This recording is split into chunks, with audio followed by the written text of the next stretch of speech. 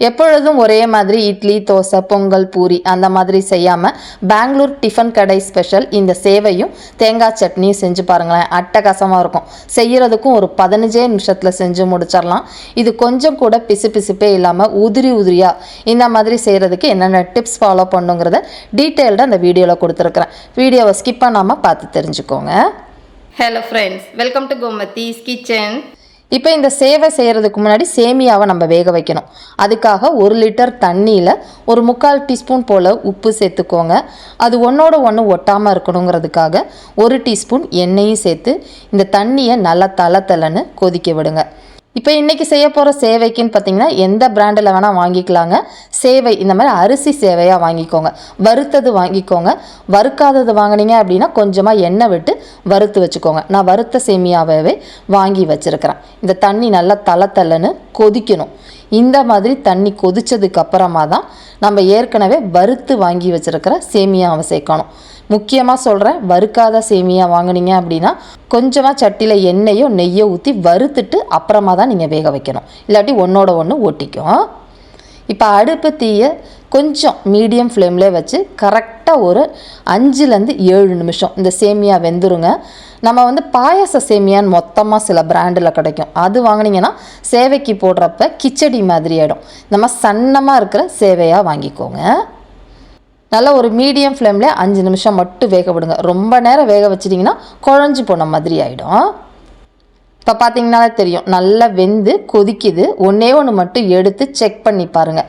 நசுக்கி பார்த்தீங்க அப்படின்னா வெந்திருக்கிறது உங்களுக்கு தெரியும். ரொம்ப பிசுப்பாக ஆயிடுச்சு அப்படின்னா குழஞ்சி போயிடும். இப்போ கரெக்டாக வெந்துருச்சு. இப்போ இந்த வெந்த சேமியாவை நம்ம வடிகட்டிக்கணும். இந்த மாதிரி வடிகட்டியில் ஃபஸ்ட்டு தண்ணியை வடிச்சிருங்க. அடுத்ததாக முக்கியமான டிப்ஸ்ன்னு பார்த்தீங்கன்னா, இந்த வெந்த சேமியாவை அப்படியே நம்ம எடுத்து வச்சோன்னா ஒன்றோடு ஒன்று ஒட்டிக்கவும் செய்யும். இன்னுமே அதிகமாக வெந்துடும். அதனால் நல்லா பச்சை தண்ணி இல்லை, நீங்கள் டேரெக்டாக பைப்பில் வச்சு இந்த வடிகட்டியோட தண்ணியை பிடிச்சி இந்த மாதிரி ஊற்றுனீங்கன்னா அது ஒன்றோட ஒன்றும் ஒட்டுக்காது. அடுத்து அந்த சூட்டுக்கு இன்னும் வெந்து போகாமல் குழஞ்சி போகாமையும் இருக்கும். இப்போ இதுலேயே நம்ம வச்சுருக்காமல் இதை நல்ல ஒரு அகலமான தட்டுக்கு மாற்றிக்கலாம். மாற்றினாதாங்க உங்களுக்கு நல்லா ஆறும். அதே ரூம் டெம்பரேச்சரில் இருக்கிறப்ப உங்களுக்கு குழஞ்சும் போகாது. இப்போ இதை ஆறிக்கிட்டு இருக்க சமயத்துக்குள்ளேயே நம்ம சேவையும் செய்ய ஆரம்பிச்சிடலாம். கோமதிஸ் கிச்சனை சப்ஸ்கிரைப் பண்ணாதவங்க சப்ஸ்கிரைப் பட்டனை ப்ரெஸ் பண்ணிக்கோங்க. உடனுக்குடனே அப்டேட் வேணும் அப்படின்னா பக்கத்தில் இருக்க பெல் பட்டனில் ஆல்ங்கிற ஆப்ஷனை மறக்காமல் ப்ரெஸ் பண்ணி வச்சுக்கோங்க. சேவை செய்கிறதுக்கு நல்ல ஒரு அடிகனமான சட்டியில் நல்ல ஒரு 2 டேபிள் ஸ்பூன் அளவுக்கு எண்ணெய் சேர்த்துக்கோங்க. இப்போ முதல்ல இதை தாளிக்கிறதுக்கு முன்னாடி இதில் நம்ம வேர்க்கடலையும் முந்திரி பருப்பு வறுத்துட்டு சேர்த்துக்க போகிறோம். வேர்க்கடலை பொறுத்த வரைக்கும் உங்களுக்கு எவ்வளோ வேணுமோ சேர்த்துக்கலாம். நான் ஒரு 2.5-3 டேபிள் ஸ்பூன் சேர்த்துருக்குறேன்.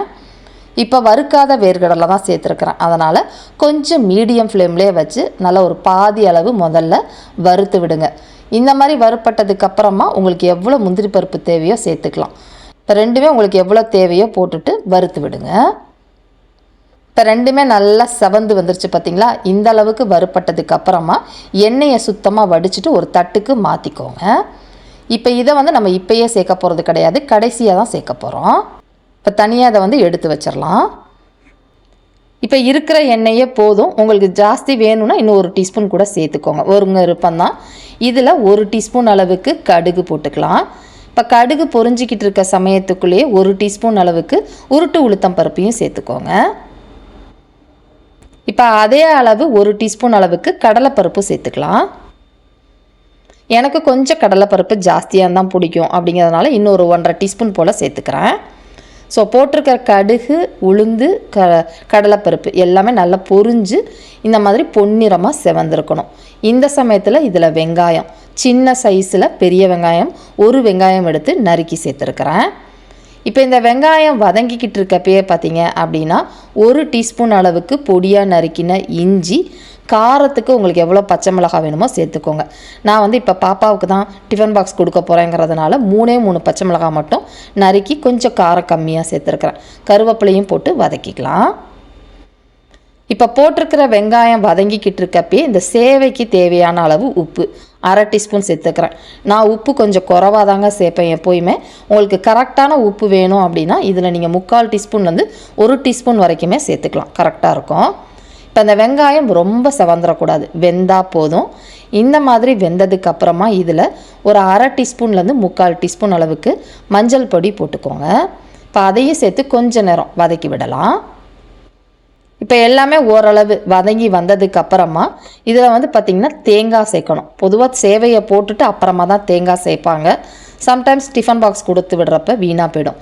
அதனால் தேங்காயை போட்டு கொஞ்சம் ஒரு வதக்கிட்டு அப்புறமா நம்ம ஆற வச்சுருக்கிற சேமியாவை சேர்த்துக்கலாம். இப்போ பார்த்திங்கன்னா தெரியும், நிறம்லாம் மாறலை, லைட்டாக சூட்டுக்கு வதக்கிட்டு இப்போ அடுப்பு தீயை ஃபுல்லாக சிம்மில் வச்சுட்டு சேவையை சேர்த்துக்கோங்க.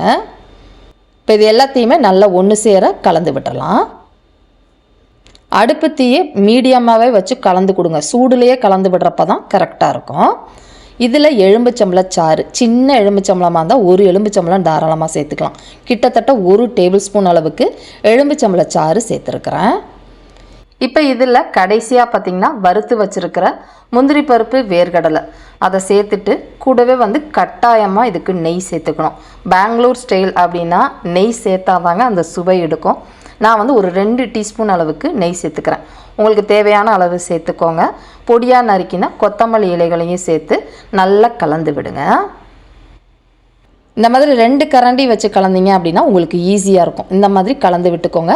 ஒரு 2-3 நிமிஷம் போல் நீங்கள் அடுப்பு ஆஃப் பண்ணிடணும். எலுமிச்சம்பழச்சாறு போட்டு ரொம்ப நேரம் கிளறினீங்கன்னா கசந்து போன மாதிரி ஆகிடும்.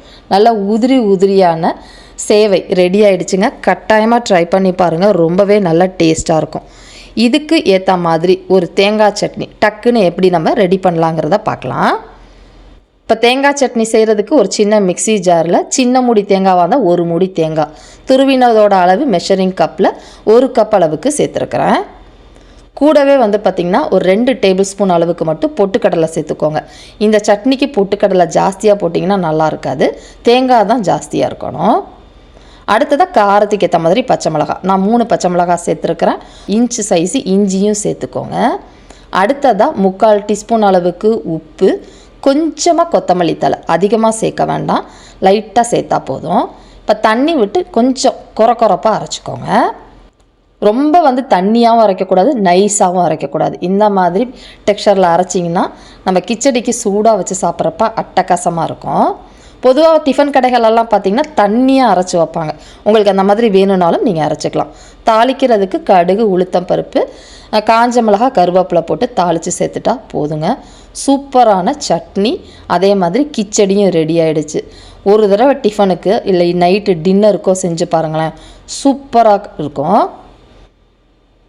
இன்னும் இது வந்து பார்த்திங்கன்னா ஆற தான் நல்லாயிருக்கும். நீங்கள் வந்து உடனே சாப்பிட்றத விட இது கொஞ்சம் ஊற விட்டு ஆறி சாப்பிட்டோம்னா ரொம்பவே நல்லா டேஸ்ட்டாக இருக்குங்க. இதே மாதிரி அளவுகளோட இந்த சேவை சட்னி ரெண்டுமே செஞ்சு பாருங்கள். செஞ்சு பார்த்துட்டு எப்படி இருக்குங்கிறத கமெண்ட் பண்ணுங்கள். வீடியோ பிடிச்சிருந்தாலும் கமெண்ட் பண்ணுங்கள், லைக் பண்ணுங்கள், ஷேர் பண்ணுங்கள். மறக்காமல் கோமதீஸ் கிச்சன் சேனலையும் சப்ஸ்கிரைப் பண்ணி வச்சுக்கோங்க. தேங்க்ஸ் ஃபார் வாட்சிங்.